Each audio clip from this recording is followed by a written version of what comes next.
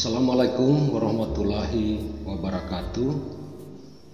Pada video kali ini saya akan membahas tentang hukum pidana korupsi dengan tema perbuatan melawan hukum dan penyalahgunaan wewenang dalam tindak pidana korupsi.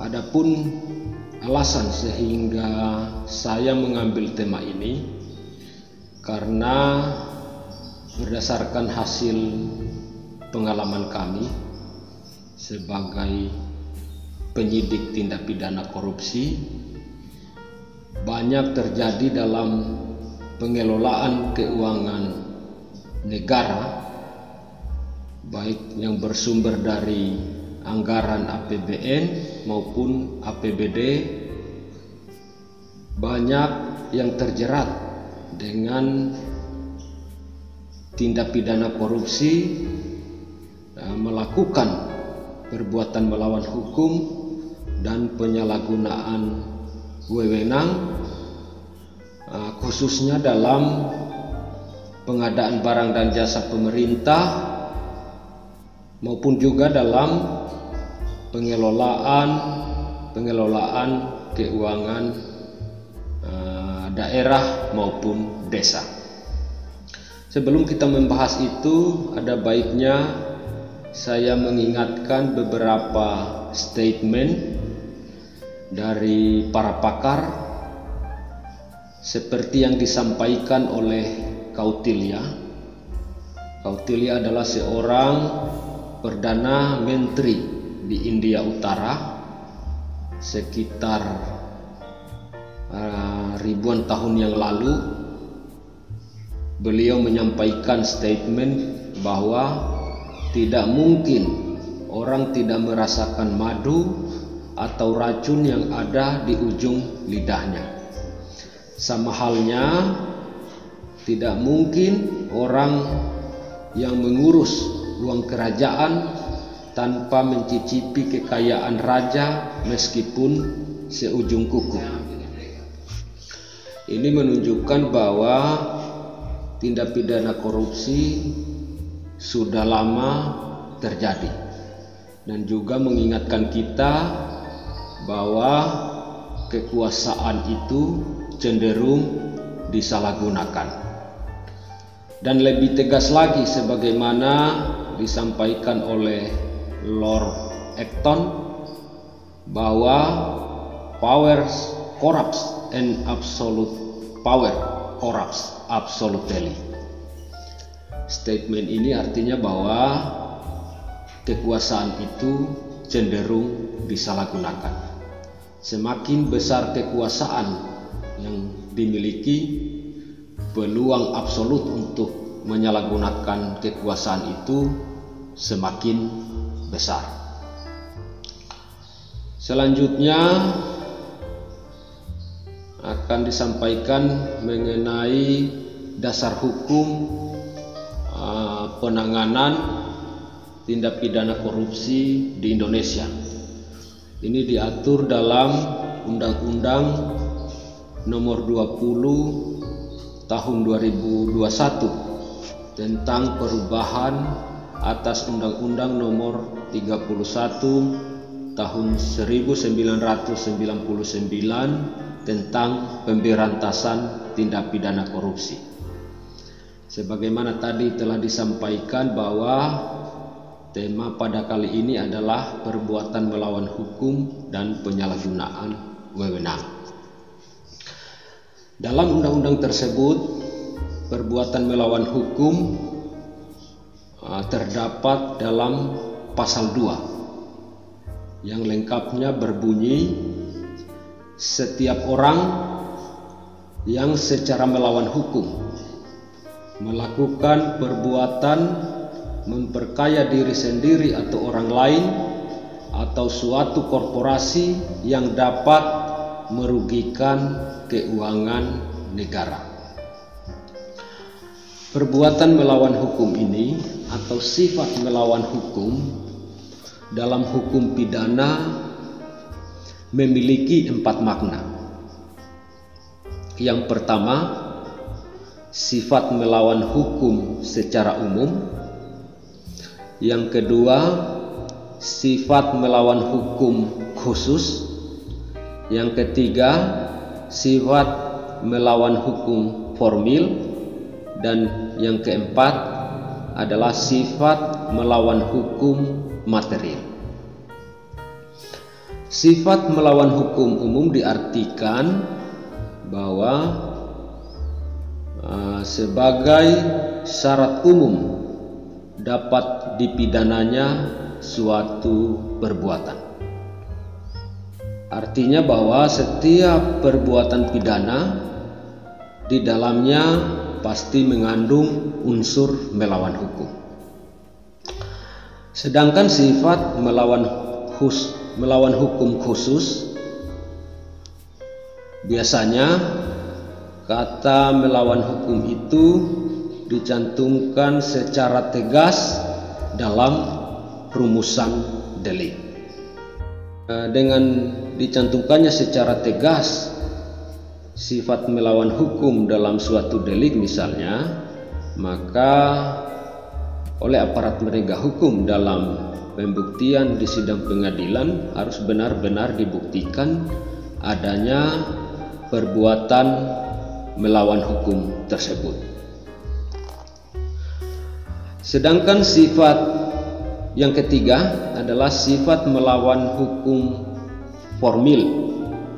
Artinya bahwa perbuatan tersebut bertentangan dengan peraturan perundang-undangan. Sedangkan sifat melawan hukum material diartikan bahwa bertentangan dengan nilai-nilai hukum yang hidup di masyarakat atau living law. Kemudian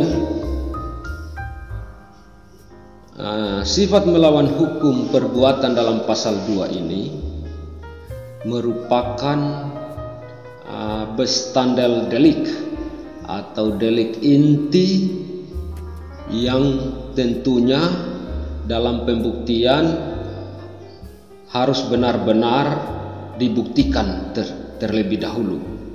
Sebab apabila bestandel delik atau delik inti ini tidak dapat dibuktikan dalam suatu perkara, dalam suatu pembuktian di sidang pengadilan, maka tentunya elemen-elemen delik yang lain tidak perlu dibuktikan lagi. Kemudian lebih lanjut dalam penjelasan pasal 2 Undang-Undang Nomor 31 Tahun 1999 tentang pemberantasan tindak pidana korupsi. Yang dimaksud dengan secara melawan hukum dalam pasal ini mencakup perbuatan melawan hukum dalam arti formil maupun dalam arti material, yakni meskipun perbuatan tersebut tidak diatur dalam peraturan perundang-undangan, namun apabila perbuatan tersebut dianggap tercela karena tidak sesuai dengan rasa keadilan atau norma-norma kehidupan sosial dalam masyarakat, maka perbuatan tersebut dapat dipidana. Nah, jika ini dihubungkan dengan keempat sifat ajaran melawan hukum tadi, maka pasal 2 Undang-Undang Tindak Pidana Korupsi menganut sifat melawan hukum formil atau sifat melawan hukum material secara alternatif. Kemudian ajaran sifat melawan hukum material ini terbagi menjadi dua, yaitu melawan hukum material dalam fungsinya yang positif dan melawan hukum material dalam fungsinya yang negatif. Ajaran sifat melawan hukum material dalam fungsinya yang positif artinya bahwa meskipun tidak diatur dalam peraturan perundang-undangan suatu perbuatan, namun apabila perbuatan tersebut dianggap tercela karena tidak sesuai dengan rasa keadilan maupun norma-norma hukum yang hidup di masyarakat, maka perbuatan tersebut dapat dipidana.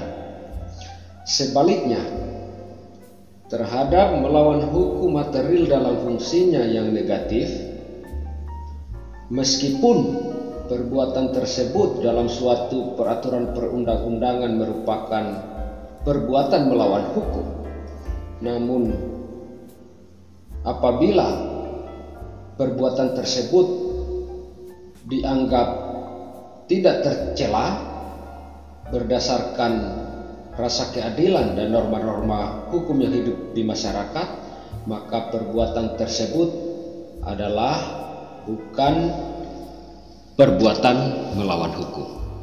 Sehingga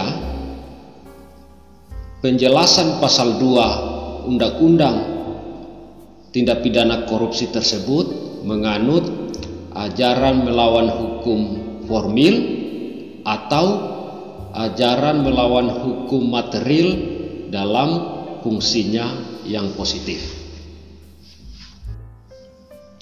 Kemudian penjelasan pasal 2 Undang-Undang Korupsi tersebut dilakukan judicial review di Mahkamah Konstitusi. Mahkamah Konstitusi berwenang melakukan pengujian undang-undang terhadap Undang-Undang Dasar 1945.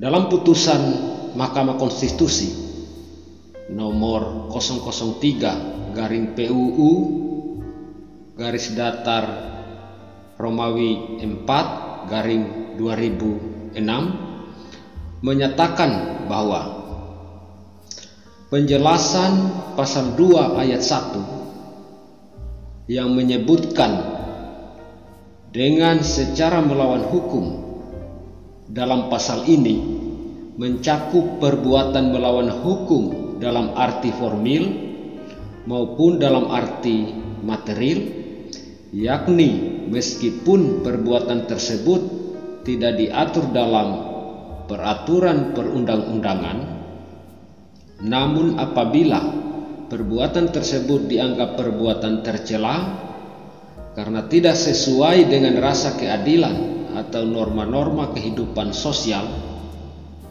di masyarakat, maka perbuatan tersebut dapat dipidana. Adalah bertentangan dengan Undang-Undang Dasar 1945 dan karena itu tidak mempunyai kekuatan hukum mengikat. Akan tetapi putusan Mahkamah Konstitusi tersebut tidak secara tegas mencantumkan perbuatan melawan hukum material yang mana yang bertentangan dengan Undang-Undang Dasar 1945. Apakah perbuatan melawan hukum material dalam fungsinya yang positif atau perbuatan melawan hukum material dalam fungsinya yang negatif. Karena kalau kita melihat Undang-Undang nomor 48 tahun 2009 pasal 5 ayat 1, hakim wajib menggali, mengikuti dan memahami nilai-nilai hukum dan rasa keadilan yang hidup dalam masyarakat. Kemudian dalam pasal 10 ayat 1 undang-undang tersebut, pengadilan dilarang menolak untuk memeriksa, menggali dan memutus sesuatu perkara yang diajukan dengan dalih bahwa hukum tidak ada atau kurang jelas, melainkan wajib untuk memeriksa dan mengadilinya. Sehingga dalam praktek peradilan pidana korupsi tidak menutup kemungkinan hakim masih menggunakan ajaran melawan hukum material dalam fungsinya yang negatif, di samping ajaran melawan hukum formil tadi.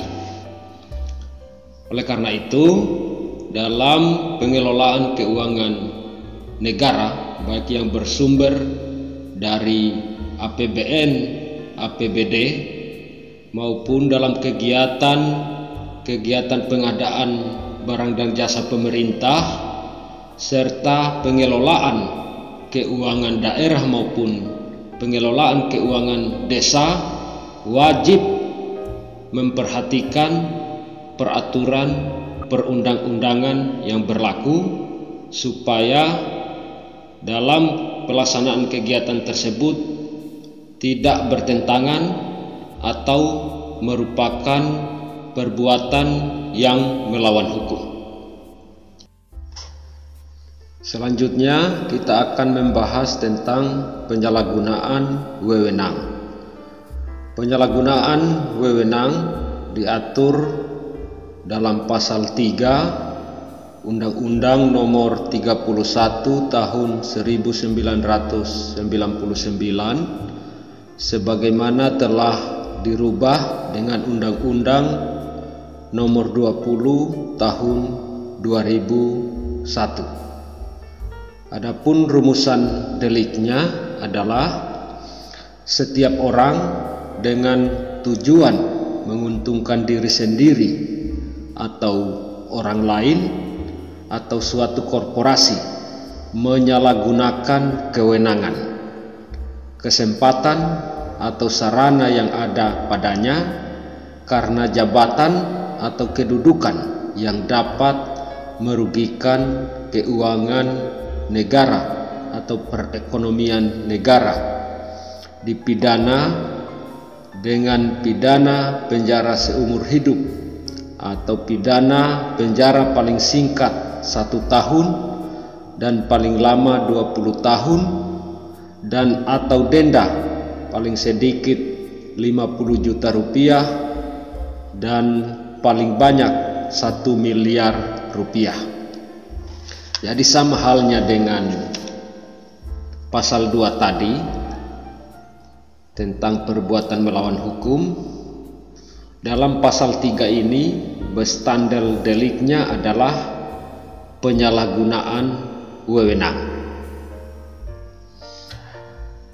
Berdasarkan literatur hukum, ada 3 kriteria untuk mengukur atau parameter penyalahgunaan wewenang tersebut. Yang pertama adalah asas spesialitas. Yang kedua asas legalitas, dan yang ketiga adalah asas-asas pemerintahan umum yang baik. Asas spesialitas artinya bahwa setiap pemberian wewenang kepada suatu badan atau kepada pejabat administrasi negara selalu disertai dengan tujuan dan maksud diberikannya wewenang itu, sehingga penerapan wewenang itu harus sesuai dengan tujuan maupun maksud diberikannya wewenang itu. Kemudian dalam hal penggunaan wewenang tersebut tidak sesuai dengan maksud atau tujuannya, maka telah melakukan penyalahgunaan wewenang. Kemudian parameter yang kedua adalah asas legalitas. Artinya bahwa segala tindakan penggunaan kewenangan oleh pejabat harus berdasarkan peraturan perundang-undangan. Sama halnya tadi dengan pasal 2 perbuatan melawan hukum, parameternya adalah asas legalitas yang dalam hubungannya dengan melawan hukum formil. Sekali lagi saya tegaskan bahwa segala tindakan penggunaan kewenangan harus disesuaikan dengan peraturan perundang-undangan yang berlaku atau asas legalitas. Kemudian parameter yang ketiga adalah asas-asas umum pemerintahan yang baik. Dalam Undang-Undang Nomor 28 Tahun 1999, asas-asas umum penyelenggaraan negara dalam pasal 3 disebutkan yang pertama asas kepastian hukum. Artinya bahwa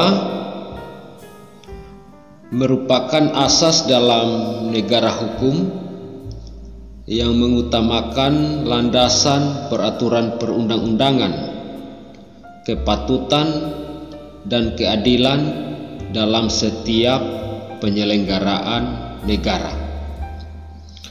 Yang kedua adalah asas tertib penyelenggara negara, yaitu asas yang menjadi landasan keteraturan, keserasian, dan keseimbangan dalam pengendalian penyelenggaraan negara. Yang ketiga, asas kepentingan umum, merupakan asas yang mendahulukan kesejahteraan umum dengan cara yang aspiratif, akomodatif, dan selektif. Yang keempat adalah asas keterbukaan,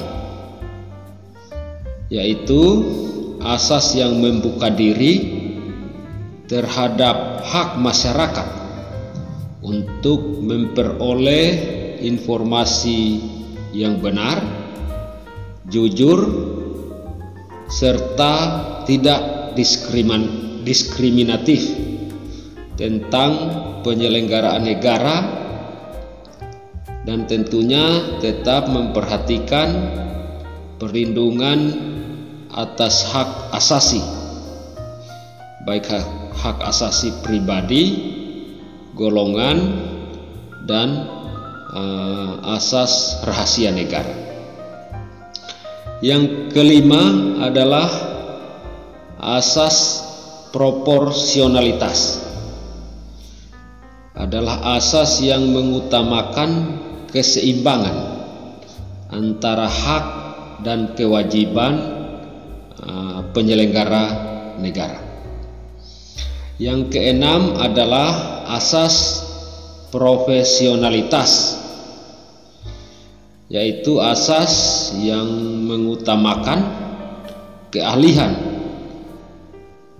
yang berlandaskan kode etik dan ketentuan peraturan perundang-undangan yang berlaku.